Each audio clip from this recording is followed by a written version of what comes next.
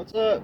It's Draven. I'm back here with another video, kind of an extension of the video that I put out yesterday, which if you haven't seen it, check it out. Talking about how I don't feel that Halloween 4 is actually part of the Thorn trilogy. But today, I'm going to go a little bit deeper into my thoughts of the actual Thorn trilogy. The trilogy, the Thorn story, I'll put it that way. And why, to me, it doesn't make sense and how they could have made it make sense. Okay? Just hear me out on this. So, as we all know, there was no mention of Thorn until Halloween 5. No mention at all. So, the way that I see it is with everything that was going on in between that, they could have made it make sense. I mean, and it kind of did make sense. I mean, it was something that people didn't know until later on down the road. And there's nothing wrong with that. They could have had it where, like, it was a secret to everyone until they found out in Halloween 6. But, where they really messed up with the whole Thorn idea and where it throws the whole franchise off is Halloween H2O. Because you look at Halloween H2O, again, no mention of Thorn, no mention of a curse, no mention of any of that. And then Halloween Resurrection, same thing, no mention of Thorn, no mention of any of that. So, to me, in Halloween 1, Michael was pure evil. That was what John Carpenter originally wanted Michael to be, was just pure evil.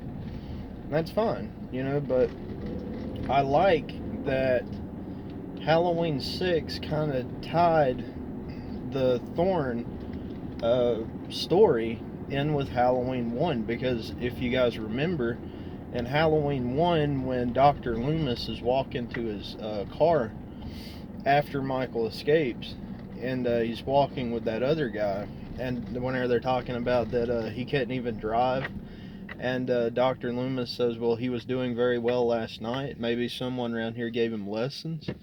That guy that Dr. Loomis is talking to is actually Dr. Wynn. And if you have watched Halloween 6, well, 5 and 6, you know that the man in black, the cowboy figure, was Dr. Wynn. That's the same Dr. Wynn from back in Halloween 1. So, in a way, I like that, they tried to tie it in with Halloween 1. So that's what kind of made it make sense. I mean, there for a while, nobody knew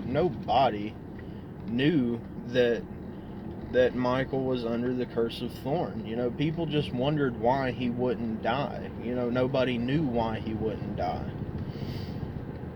Okay, so Halloween 2, we find out that Laurie Strode is Michael's sister. His other sister besides Judith. And with that being the case, they explained that the curse of Thorn, Michael had to kill off his bloodline. So that explains why he was going after Judith. Or went after Judith and then went after Laurie.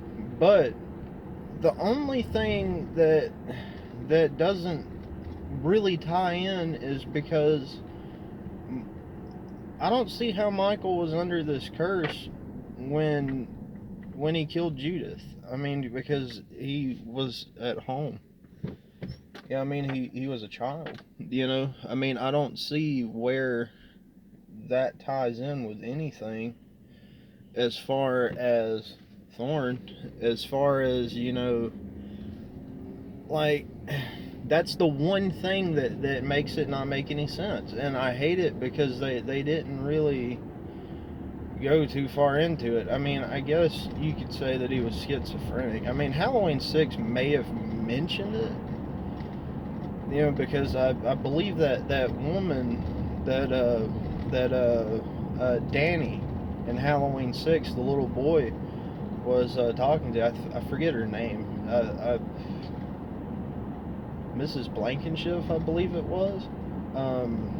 But she mentioned that she either lived around or at one point she babysitted little Michael Myers.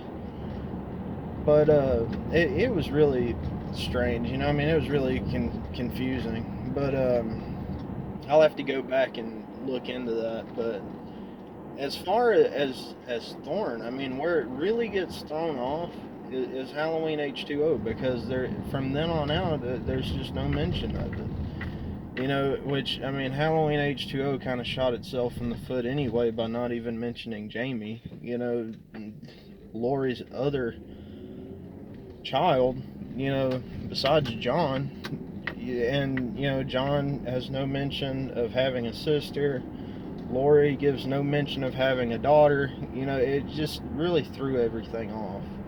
And it sucks because, you know, and if you're not an avid, you know, like a knowledge Michael Myers fan, you're not going to know that there's different timelines. I mean, that's really the worst part about it. And really the timeline thing doesn't make sense either, because what happened to Michael after Halloween 6? You know what I mean? Because you think about it, whenever people bring up the Thorn trilogy, you know, the way that I see it anyways is you got Halloween 1, Halloween 2, 4, 5, and 6. That's the only way it makes sense, because Halloween 1 and 2 led to the explosion that put Michael in the coma and that burned Dr. Loomis. So Halloween 1 and 2 have to be put into that category as well if you're going with the timeline. But, you know, to me, where that falls off is that in Halloween 6, you know, there's two different cuts, obviously. And I mean, there's the theatrical cut and the producer's cut, and neither one of them makes sense as far as the end of the timeline, because in one you have Tommy Doyle, played by Paul Rudd, which, believe it or not, that was the first movie I ever saw Paul Rudd in. And just a little fact to throw out there real quick, but back on topic. Tommy Doyle beats Michael with the lead pipe after they inject him with the what I assume was poison, the green stuff that leaks out of his face. But you know, after that, Michael just disappears. You know, his mask is clean and on the ground. There's no green stuff on his face anymore, apparently, and he's gone. You know, and you hear Dr. Loomis scream. Okay, now in the alternate ending, or the other cut, you've got where Tommy, like, kind of, in a way, like, infiltrates the Thorn cult. You know, he's dressed up as one of them, and they go to escape with the baby, Karen, and was it Karen? Wasn't that her name? I think. Maybe. I'm not sure. It's been a little while since I watched the movie, so some of the names, like the plot, I still know pretty well, but the names are kind of eh. But anyways, you know, they all escape. Dr. Loomis stays behind, but it's after Tommy does this stuff where he puts the rocks and stuff on the ground, or on the floor, and cuts his hand open to do almost like a blood ritual. Like, he puts the rocks in like a ritualistic, like, pattern on the floor, and and he says Sam Hain, which aggravates me anyway, because come to find out that's not even how it's said. It's pronounced Samhain.